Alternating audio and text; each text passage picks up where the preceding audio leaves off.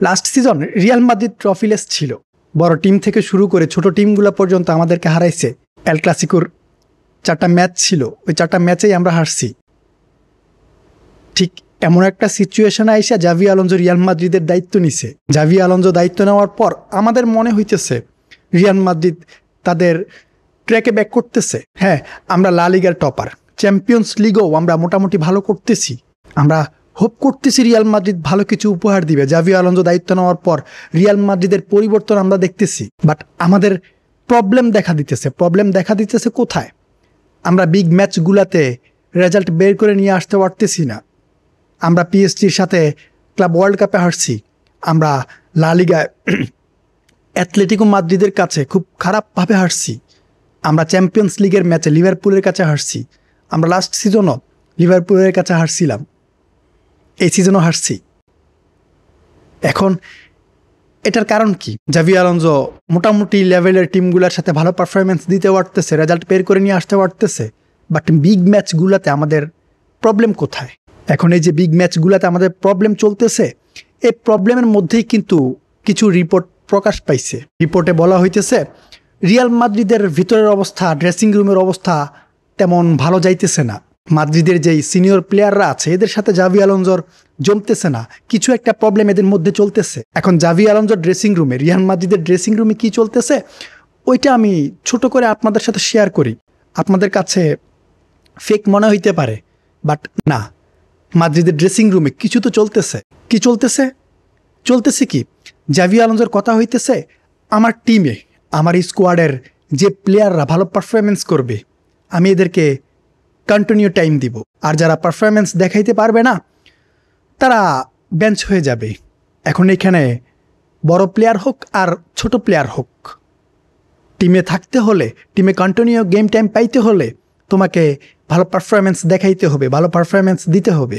মানে জাভি আলোনজোর সোজা কথা, তুমি পারফরমেন্স দিতেছো, গেম টাইম পাইতেছো, পারফরমেন্স দিতে পারতেছো না, বেঞ্চ হইতেছো। বাট জাভি আলোনজোর এই রুলস রিয়াল মাদ্রিদের কিছু সিনিয়র প্লেয়ারের পছন্দ হয় নাই। এদের কথা হইতেছে আমরাই কন্টিনিউ করব, আমরাই স্টার্ট করব, আমরা 90 মিনিট খেলবো, আমাদেরকে সাফ করাইতে পারবা না। এরপর এখানে প্র্যাকটিস সেশন নিয়ে হিউজ ঝামেলা হইতেছে। ঝামেলা বলতে কার্লো অ্যানচেলত্তির সময় কি হতো, যারা মেন প্লেয়ার ছিল টিমের এরা প্র্যাকটিসে তেমন গুরুত্ব দিত না। এদের ভাল লাগছে প্র্যাকটিসটা আসছে, হ্যাঁ আসছে, ঘুরে গেছে। বাট জাভি আলোনজোর কথা হইতেছে টাইম টু টাইম প্র্যাকটিসে আসতে হবে, টাইম টু টাইম প্র্যাকটিস করতে হবে। শুধুমাত্র প্লেয়াররা না, এখানে জাভি আলোনজো নিজে প্লেয়ারদের সাথে প্র্যাকটিস করতেছে, এদের শিখাইতেছে, বাট প্লেয়ারদের এটা পছন্দ হইতেছে না। এখন এইসব দেখার পর প্লেয়ারদের কথা হইতেছে অন্যরকম। প্লেয়ারদের কথা হইতেছে আমাদের ভাই এসব পছন্দ হইতেছে না, আমরা আগে যেমন ছিলাম আমরা তেমনই থাকবো, আমরা চেঞ্জ হব না। এরপর এখানে আরও একটা রুলস জাভি আলোনজো মেক করছে, প্লেয়ারদের সাথে রিয়াল মাদ্রিদের ড্রেসিং রুমে, প্র্যাকটিস গ্রাউন্ডে আউট কোনো পাবলিক থাকতে পারবে না।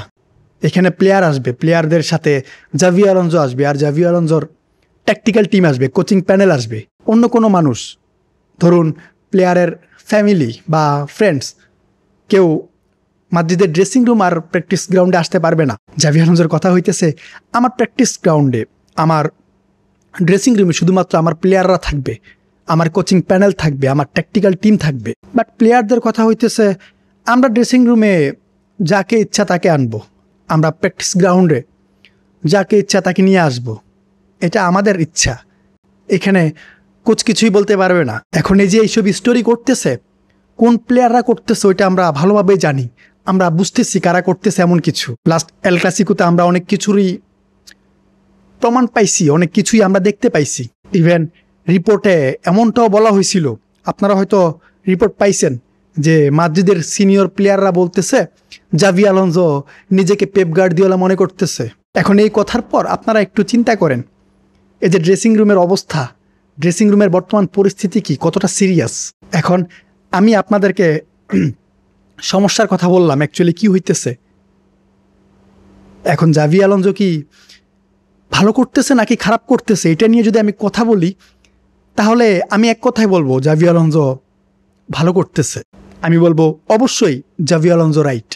বাট আমাদের যে প্লেয়াররা আছে, সিনিয়র প্লেয়াররা আছে, এদের কথা হইতেছে ভাই আমরা যতটুকু জানি, আমরা যতটুকু খেলতে পারি এটা এনাফ। প্লেয়ারদের কথা হইতেছে আমরা কোনো রকম প্র্যাকটিস ছাড়া, কোনো রকম রুলস ছাড়া চ্যাম্পিয়ন্স লিগ জিতছি, আমরা ট্রফি জিততেছি, ম্যাচের পর ম্যাচ উইন হইতেছি, বিগ ম্যাচ আমাদের কাছে কিছুই না।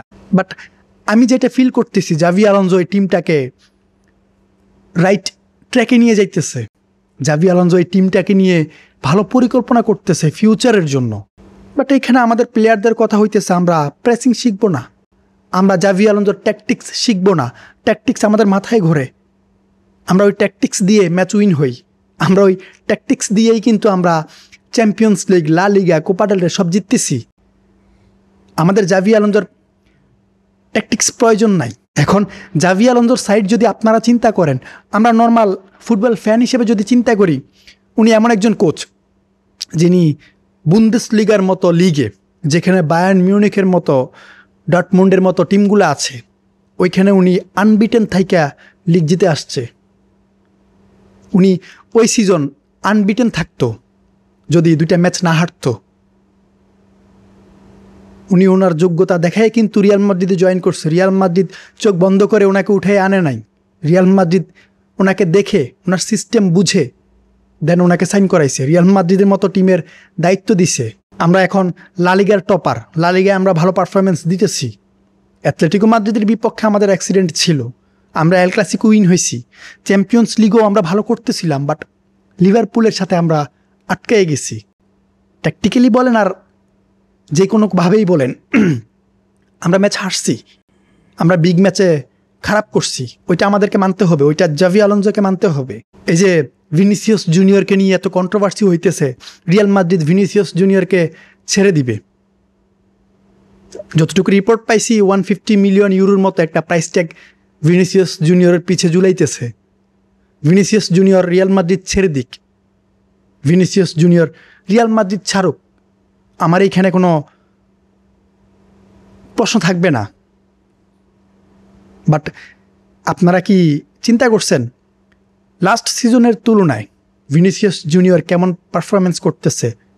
আমার মনে হয় ভিনিসিয়াস জুনিয়র উন্নতি করতেছে, ভিনিসিয়াস জুনিয়রের ইমপ্রুভ হয়েছে, ভিনিসিয়াস জুনিয়র সত্যি চেঞ্জ হইতেছে। আমাদের প্লেয়ারদের মধ্যে কম্বিনেশন ছিল না, জাভি আলোনসো জয়েন করার পর আমাদের টিমে কম্বিনেশন আসছে। আমরা আগে ওয়েট করতাম লাস্ট মোমেন্ট পর্যন্ত, আমাদেরকে ম্যাচ উইন হতে হবে, আমরা উইন হব। বাট এই সিজন আমরা কি পরিমাণ প্রেসিংয়ে খেলতেছি এটা আপনারা হয়তো খালি চোখে বুঝতেছেন। মাদ্রিদ এইভাবে প্রেস করে কখনোই খেলে নাই, খেলছে আগে খেলছে, বাট রিসেন্ট কয়েক বছর আমরা এমন প্রেসিং রিয়াল মাদ্রিদের কাছ থেকে দেখি নাই। হ্যাঁ, আমরা চ্যাম্পিয়ন্স লিগ জিতছি, আমরা সব জিতছি, বাট আমরা এমন প্রেসিং দেখি নাই, হাই প্রেস দেখি নাই, যেটা জাভি আলোনসো জয়েন করার পর আমরা দেখতেছি। আমরা মোটামুটি সবাই জানি লা লিগার যে টিমগুলো আছে এরা স্লো গেম খেলে, রিয়াল মাদ্রিদও তেমনই। বাট জাভি আলোনসো কী চাইতেছে? জাভি আলোনসো চাইতেছে আমার টিম ফুল স্পিডে খেলবে, আমার টিম ডমিনেট করে খেলবে, আমার টিম প্রেস করবে, হাই প্রেস করবে, কাউন্টার অ্যাটাকে খেলবে, যেটাতে আমাদের মাদ্রিদের যে প্লেয়াররা আছে, সিনিয়র প্লেয়াররা বিশেষ করে, এরা অভ্যস্ত না। এরা কার্লো অ্যানচেলোত্তির সেই স্লো গেমে অভ্যস্ত, যার কারণেই কিন্তু এখানে মেন প্রবলেম ক্রিয়েট হয়েছে। জাভি আলোনসো যেটা চাইতেছে ওইটা প্লেয়াররা চাইতেছে না। এরা কষ্ট করবে না, এরা ড্রেসিং রুমে আসবে, প্র্যাকটিস গ্রাউন্ডে হাজিরা দিতে যাবে, দেন এরা বিগ ম্যাচে চলে যাবে আর ডাব্বা মারবে। এখন জাভি আলোনসো যে রুলসগুলো ক্রিয়েট করছে ওই রুলসগুলোর সাথে আমি একমত। টিমের উন্নতির প্রয়োজন আছে, এখানে প্লেয়ার আগে না ভাই, টিম আগে। কার্লো অ্যানচেলোত্তির নির্দিষ্ট প্লেয়ার ছিল যারা কন্টিনিউ গেম টাইম পাইতো, কন্টিনিউ 90 মিনিট কন্টিনিউ করতো।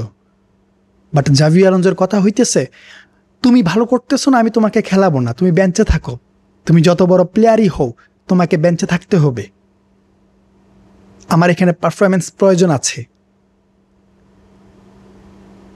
এখন জাভি আলোনসো যে রুলসগুলো ক্রিয়েট করছে না, ওইগুলো যদি রিয়াল মাদ্রিদের প্লেয়াররা ফলো করতে পারে আর জাভি আলোনজোর সাথে যদি প্র্যাকটিসে কম্বিনেশন মেক করতে পারে, তাহলে বিগ টিমগুলো আমাদের কাছে কিছুই হবে না, কিছুই মনে হবে না, আমরা টপ ক্লাস পারফরমেন্স দিতে পারবো। বাট এখানে আমাদের প্লেয়ারদের মধ্যে ঝামেলা চলতেছে। ঝামেলা বলতে ম্যাচও একটা ঝামেলা আছে। ম্যাচে ঝামেলা হয় কি, দেখেন এই যে হালান্ডকে নিয়ে যে রিউমার্স হইতেছে, ওই রিউমার্সের মধ্যে ঝামেলা আছে।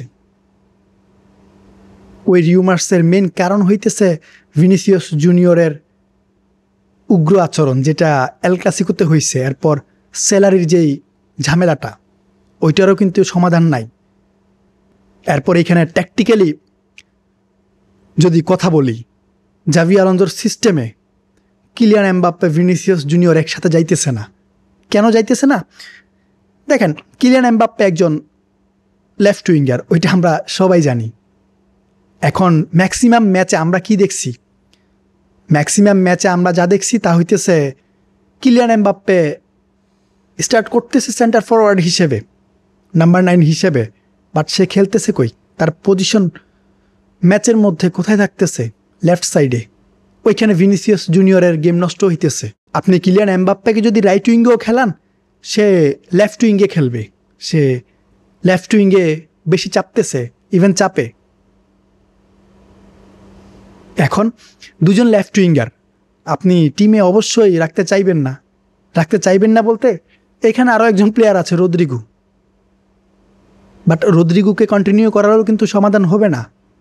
কিলিয়ান এমবাপ্পে যদি লেফটে চাপে, আপনার স্কোর করার প্লেয়ার নাই। হ্যাঁ, কিলিয়ান এমবাপ্পে স্কোর করতেছে, আমরা এই সিজন আরও স্কোর করতে পারতাম, আমরা বিগ ম্যাচে স্কোর করতে পারতাম। কেন পারি না?